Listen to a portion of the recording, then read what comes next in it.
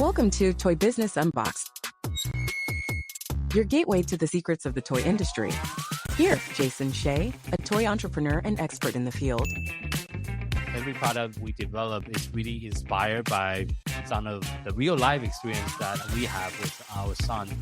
60% of all toys last year were sold on Amazon, which is incredible. Be passionate about it because it's a road, it's a journey. Like when you have an idea that you think is like gonna somewhat like change the world, make things better, I'd say go for it. We'll guide you through the enchanting world of toy design, marketing, and manufacturing.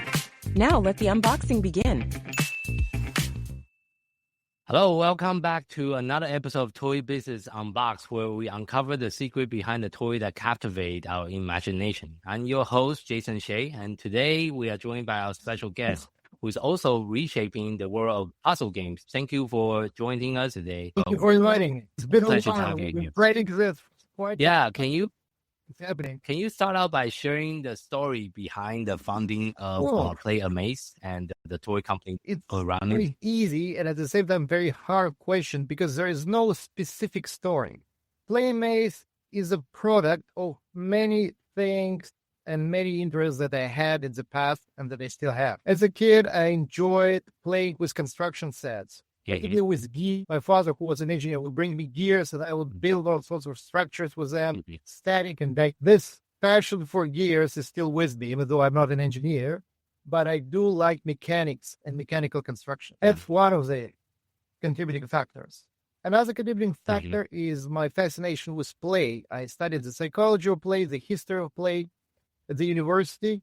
And it was a natural transition, not just to study it, but to contribute to play by developing something that's based on A, my interest in gears, and B, my interest in mazes, because mazes or labyrinths, they're used in there, are amazing structures. They have been with us since the emergence of humanity, since the dawn of time. They appear in mythology, they're part of various historical sites such as Stonehenge in the UK, and they represent something particularly deep and profound about human experience. This is why many psychologists are so fascinated by them as well. I'm fascinated by mazes as much as many of these people who study them professionally, because I feel there is something very profound in them that speaks to the way we think, to the way we see the world, perhaps. And this is why solving mazes, first on paper and later on computer or mechanical mazes, became a passion of mine. So all these factors contributed to aha moment when one day me and my father decided that we should use our experience. My father is a professional mechanical engineer. I studied psychology and history of play to design some things that will address several problems on the market, such as lack of affordable, safe, portable STEM toys. STEM is an acronym for science, technology, engineering, and math. And many people think that STEM is primarily about electronics. No, mechanics is an important component of both engineering, math, science, and any other part of that STEM acronym. And unfortunately, there are very few affordable mechanical toys in the market. Of course, you can buy a Lego set that's very good at developing mechanical expertise in children, but they're so expensive. My goodness. Each time I go to Toys R Us and I look at the price tag, get worse. We decided to do some things that will combine the benefits of affordability, portability, safety, and learning, mechanical learning. And we came up with a family of products. I'm showing you several of them, which are puzzles, but puzzles that require you to operate the gears to solve them. You have the puzzle from start to finish the point. We have set a family of them. What I showed you are just two items in this puzzle line. We each have a new puzzle to market. And we are definitely a company, a startup stage, that is focused on puzzles, because puzzle mazes, manipulated puzzle mazes, it's more than just a product for us. It's a passion. What is the rule and how does it work exactly? Because I think you should really quickly. So the idea here, generally speaking, is to get the maze from a starting point, let's say here, to the final destination, which is one of these deep pockets. And as you get the Okay. ball in, you need to rotate the gears as you see to pass the ball through. You see the balls moving between them.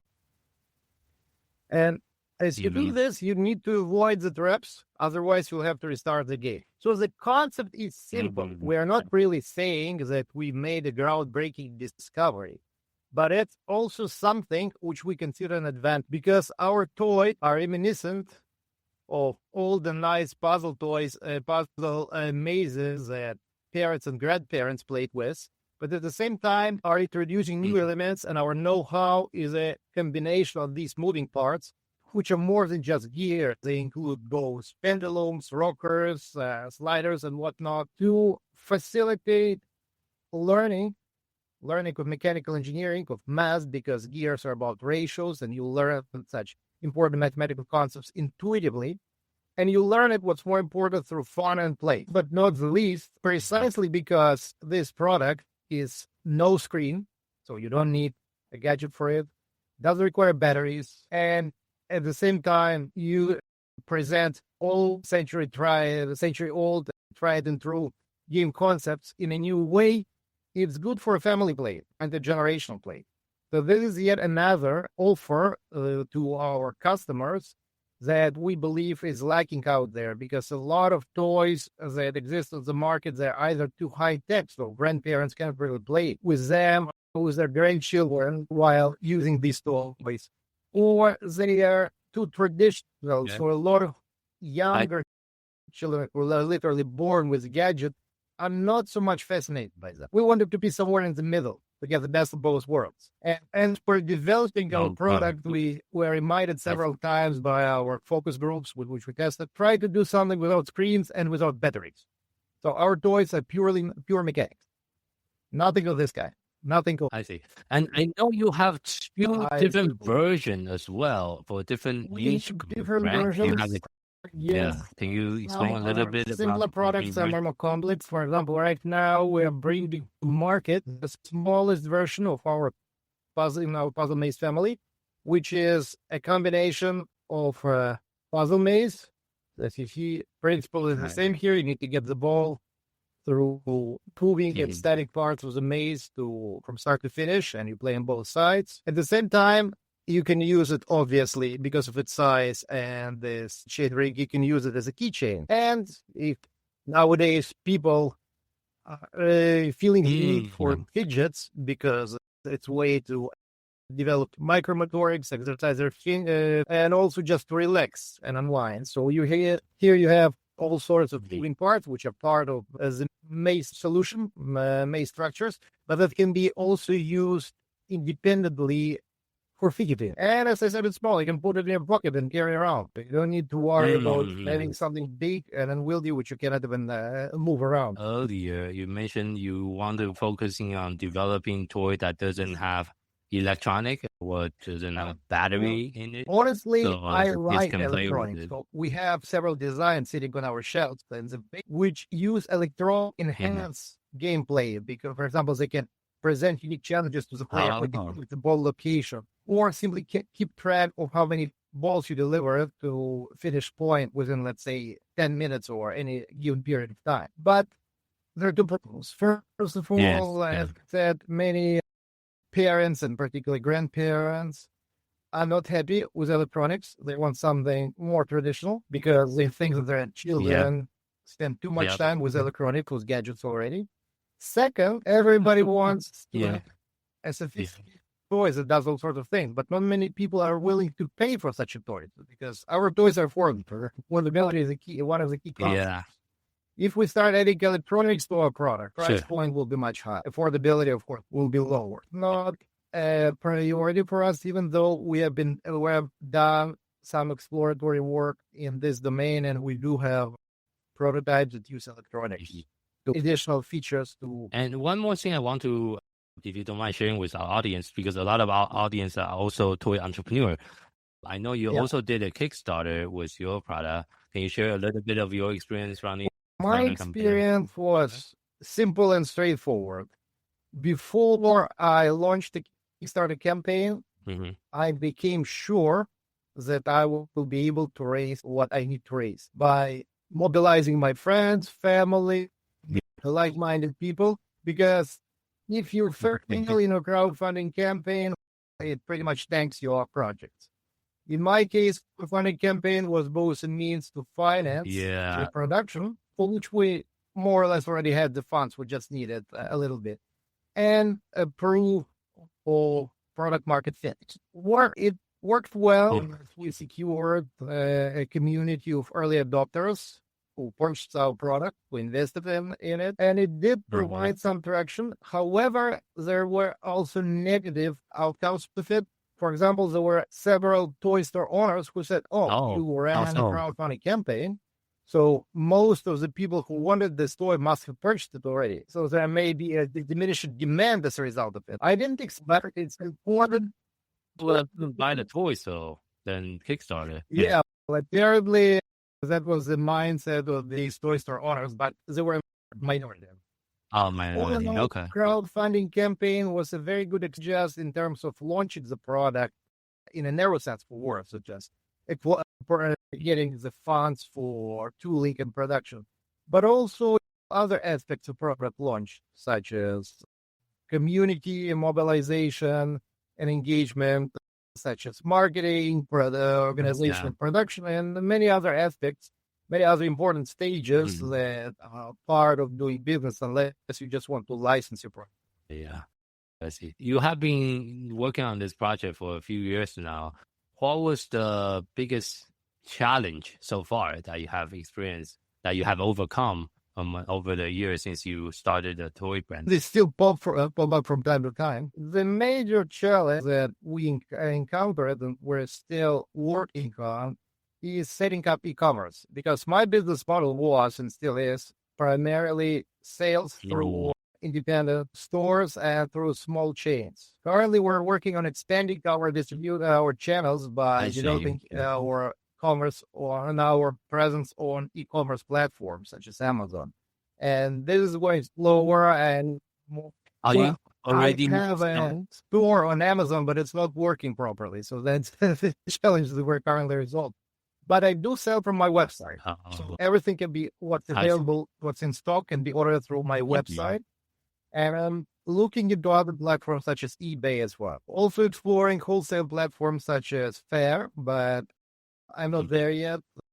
Not sure if that's where I need to be, because most of my sales reps, and that's with whom I work most of the time, they use market time. They don't.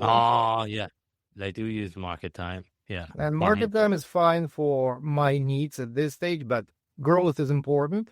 And to grow e-commerce is a big next step that we are in the process of making. And Amazon is a tricky part. We have been selling for our own in-house brand. We have been selling for 8 years on Amazon, and it has getting harder every single year. It just gets harder and harder. There's more competition coming in.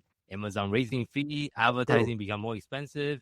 We successfully tackled several imitations of our products on Amazon Canada, because here I have an IP that's pending. In the US, I also have an IP, a patent, a design patent that's pending, but Amazon US is different. I cannot remove someone's request to remove someone's listing on Amazon until after I have received the patent. So if it's pending, that's correct. In the US, you have to have the patent. In Canada, we were able to remove 6 or 7 listings. And one of the online stores agreed to sign an agreement with us and pay us to royalty fees. So I think that was an important experience as well, a challenge that we were able to resolve, because these sales do not stifle our presence in e-commerce, because the sales of this store that's paying our royalties, they're not too big. But at the same time, it's an additional revenue. And also a way to promote our product, because they only sell one model. People see that it's a direct imitation of what we're doing, and what we're doing, let me put it this way, is greater quality and greater variety, because we have more models. So in this aspect, each coin has 2 sides. The disadvantage is, of course, the imitating you, But the flip side is that you're getting more promotion and some money from such. I do most of it by myself, with the exception of some work done by freelancers. As far as your create process, because you have a very interesting background with engineering and all that, so I guess you just come up with the idea yourself and then do the 3D drawing. It's a big mystery how human imagination and creativity work. I don't think anyone knows it. I don't think it's one of the big challenges for science, such a similar consciousness, life, and so on. All I can say is that to me, it is reminiscent somehow of, I don't know what, of pregnancy probably. Because at some point you realize that something is buzzing in your head, but you cannot figure out what. And eventually through effort, through reflection, you do different things, looking for more cooking, fixing cultures of your mind. And eventually it emerges. It emerges as a very concept, not a concept that directly represent this, but a concept that's more like a dream of gears connected together doing something. And then you think how it can be massaged into the domain, because I'm interested in play. So for me, it's naturally to channel this idea into toys. For others, it may be, I don't know what, car mechanics, consumer products, particular software solutions, or something else. But eventually you develop a mindset that is both at the same time open and focused. You open in a sense that you absorb ideas from different fields. You try to learn what you don't know. You try to look at things that you know from different angles. Step one. Step two, focus is when whatever you learn from different fields, you try to apply to the domains that interest you. In my case, it's the domain of play, in particular puzzle toys. So each idea I try to see whenever I encounter an interesting idea, which may be kinetic art, which may be a demonstration of particular equipment or machinery, any object or process in nature that I just learned about. I'm trying to think how it can be gainfully employed towards an interesting game or toy. In general terms, this is how my process works, but it's much more complex than this, of course, and it never follows specific steps like an output. We try to do the same. We maintain close ties with parents, with early childhood educators, and professionals such as children's psychologists. But oftentimes, particularly with parents, these people don't have a clear idea of what they want. They just want something fun to play with, safe, affordable. You show them something, they say, first time they say yes, next time they say no. It's very situational. And unless you bring them a finalized product, they may have difficulty understanding how it works. So we do use parental and professional advice, but in many cases, if you want and advise on a concept, early stage concept, we develop a minimum viable product, and we usually show it to parents, of course, and to children. But in my experience, it's more productive and it's more informative to show it to professionals, such as toy store owners, or sales representatives with lots of experience, or people of play who have enough experience and enough agility not to steal your idea, which is very important. Yeah, and you can also hire professional companies. One of my podcast guests before is Amanda, was a good play guy. Her company specialized in conducting play and we give out certification. We already have established relations with play facilities in town, such as play centers, or with several daycares, and even with schools who allow us to bring our products and demonstrate them to kids. And there's, of course, it's all very rules which we must follow, but it's all fine for us. And it's very interesting because I do open-ended and structured testing. I just come, put my toys on the table, step aside. Kids have other toys, have other things. They come, start playing, and thinking with this toy. They're interested, and I usually try to gauge multiple parameters. So I measure how much time they spend per toy. I pay attention how they interact with it. I pay attention to how often they come back, because they might put it aside, come back in 10 minutes, for example. Pay attention how often kids play together, how often they play, or if they play individually. If they play together, what form of play this? Is it cooperation or competition or anywhere in between? So it's the observation, the study of how children interact with my product is an interesting process in and of itself, in addition to being informative for the plugin developer. Yeah, for sure. Actually, on the spectrum, because my son is also on the spectrum. Have you do any case study for kids with special needs with Not toys? specific case studies for children with special needs, but we did talk to early learning specialists and child psychologists who work with special needs children, and they indicated how puzzle maze toys, mechanical puzzle maze toys, can benefit them. It's actually very simple. Kids can concentrate on it. Whereas in video games, usually there are a lot of distractions, harder for them to concentrate.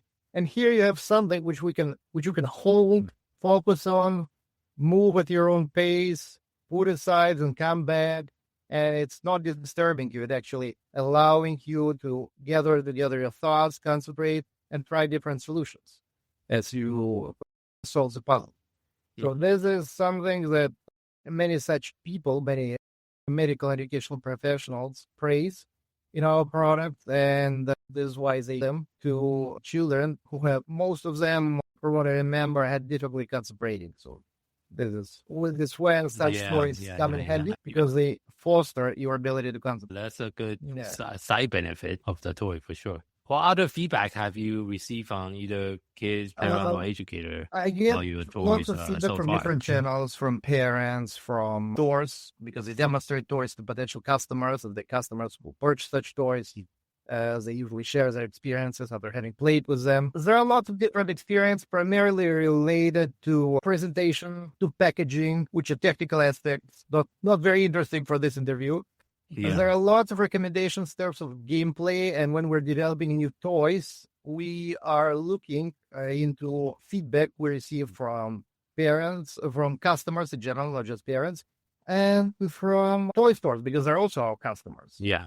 For example, this particular product, the latest model, was developed in response to current present-day requirements and challenges, because nowadays the economic situation is soft. Many people are not doing very well financially, so they cannot spend a lot of money on toys.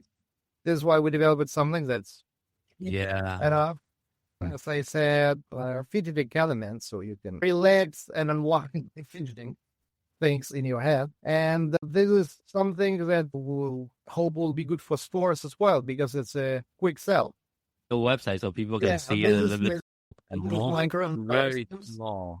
And if you keep scrolling, you will see Master and Apprentice.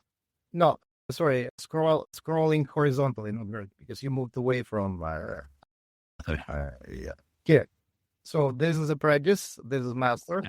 This is the more difficult version. A larger one. Apprentice is the first toy of something for which we do crowdfunding. I did crowdfunding campaign, so it was the first in line. Everything else came later. I see. How do you come up with this new keychain idea? Feedback, observation, and customers and toy stores asking for something small, cheap, and multifunctional. You have several functions. The keychain, it's fidget, and it's a puzzle. Yeah, it is a fidget puzzle. It's a keychain, yes. Okay. And I know you mentioned about STEM in the very beginning.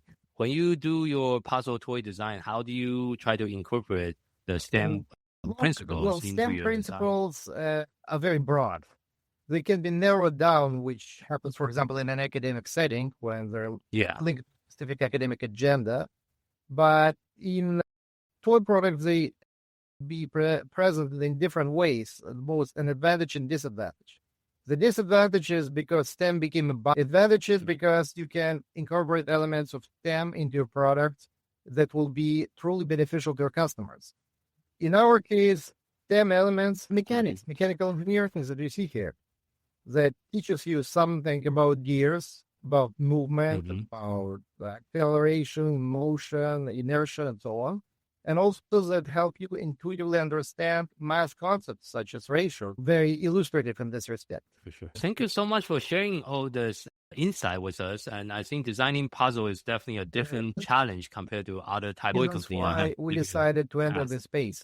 Because on the one hand, it doesn't require not huge, but relatively significant upfront investment, not just financial, but also investment of time and expertise to design such product. But that's also an advantage because the barrier to entry is relatively high. It's a niche market, and the product on this market will have longer than average life cycle. So I don't like collectibles. That's good. That's an advantage. Sure. So the end of today's interview, one question I always like to ask all the guests toward the end is, if you had to share just one piece of advice with someone that's getting started in the toy industry, what would that be? Just one piece of advice. You know what? I would say do a very well analysis of what you want to do and why it is important for you and for your intended customers. Understand what you're doing, how it can be done efficiently and economic and cost effectively, and if what you're doing is needed by your would-be customers. And when I say analyze, I don't just mean rational analysis. I also mean intuition, because in my work, intuition is very important. It's usually intuition which pushes me towards a particular product, particular ideas that later emerges and into in detail. So all in all, this is what I can say, but it is an open-ended question. I don't think there is one single answer I can provide. Of course. Yeah, everyone have a different opinion for sure. But thank you so much for sharing. How can people find you? I'm sure you How can have people a find you?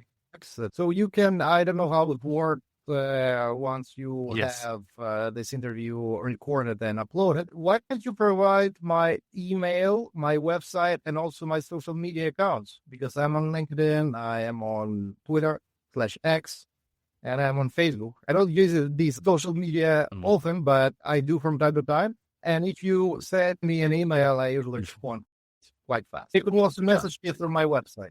Thank you again so much for your time, and it was a pleasure to have you on the show and sharing your story.